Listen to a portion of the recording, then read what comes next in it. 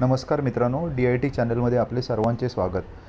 आता 1-2 दिवसात दहीहंडी हा सण जवळ येऊन ठेपलेला आहे। कालच एक बातमी कानावर पडली की दहिसर येथे एका 10 वर्षाच्या मुलाचा मनोरा बनवताना थरावर पडून मृत्यू झाला। जरा विचार करा, हा मुलगा जर तुमच्या किंवा आमच्या परिवारातील असला असता तर काय आपली सर्वांची काय प्रतिक्रिया असती। म्हणूनच दहीहंडी या विषयावर मी माझे मत व्यक्त करत आहे आणि तुम्हीही तुमचे मत मला कमेंट्स करून सांगा।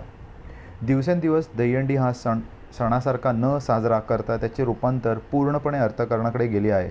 मुख्यत्वे दहीहंडीचा सण हा भगवान श्रीकृष्णांच्या बाललीलांशी निगडित आहे आणि जिथे त्याने आपल्या मित्रांसह माखन आणि दही चोरण्यासाठी हंडी फोडली होती। पण आता दहीहंडी बघून मन उद्विग्न होते। 10 ते 20 वर्षांपूर्वी जास्तीत जास्त 4 मनोरे बनवले जायचे, पण आता राजकारण्यांच्या कृपेमुळे आणि सामाजिक बांधिलकी हरवलेल्या जनतेमुळे हेच मनोरे 8 थरांचे झाले आहेत। मान्य केले की जास्तीत जास्त थर हा आकर्षणाचा भाग असला तर त्यामुळे उद्भवणारे धोके आपण पूर्णपणे दुर्लक्ष करत आहोत। उंच मनोरे बनवताना गोविंदांना गंभीर दुखापत होते। मनोऱ्यावरून पडणे, हाडे मोडणे किंवा डोक्याला इजा होणे यांसारख्या घटना घडतात।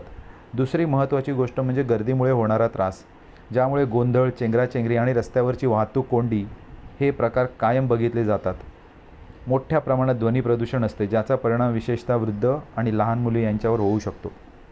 काही दहीहंडी उत्सवांमध्ये तर प्लास्टिकच्या वस्तू, थर्माकोल किंवा इतर विघटित होणाऱ्या सामग्रीचा उपयोग केला जातो।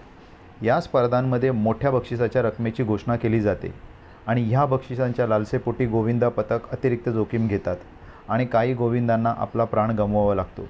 हल्ली तर दहीहंडीच्या स्पर्धांमुळे काही वेळा गटांमध्ये वादविवाद आणि भांडणे आणि हमरीतुमरीवर येतात। याशिवाय काही ठिकाणी राजकीय गटांचा प्रभाव या उत्सवांवर पडतो, त्यामुळे सामाजिक तणाव निर्माण होतो।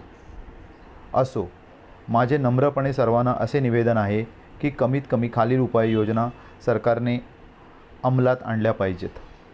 सुरक्षितता उपाय: गोविंदांना हेल्मेट, पॅड आणि इतर सुरक्षा उपकरणे पुरवली पाहिजेत आणि त्याचबरोबर त्यांचा 1 महिन्याचा इन्शुरन्स असणे गरजेचे हवे। सरकार किंवा गोविंदा पथके हे करण्यासाठी जबाबदार राहतील।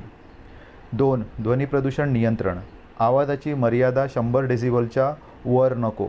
3. पर्यावरण संरक्षण: बायोडिग्रेडेबल साहित्याचा वापर करणे कंपल्सरी केले पाहिजे आणि कचऱ्याचे योग्य व्यवस्थापन करणे गरजेचे आहे। धन्यवाद। न विसरता चॅनलला शेअर, लाईक आणि सबस्क्राईब करा।